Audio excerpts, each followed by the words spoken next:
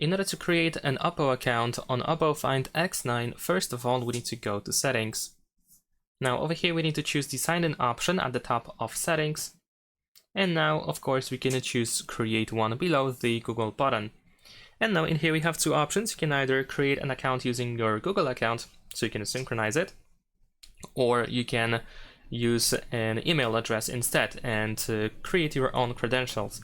So in my case, I'm just gonna sign in with Google. So let's go over here. Let's select the Google account and then go next in order to link the email. You might also need to go through the verification step. There we go.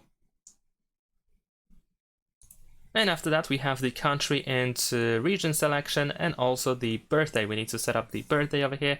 So once you choose the birthday, you want to go next. After that, you will have to create a password for your account. And there we go, we have created an account. And that's pretty much it. Thanks for watching, leave a like and subscribe.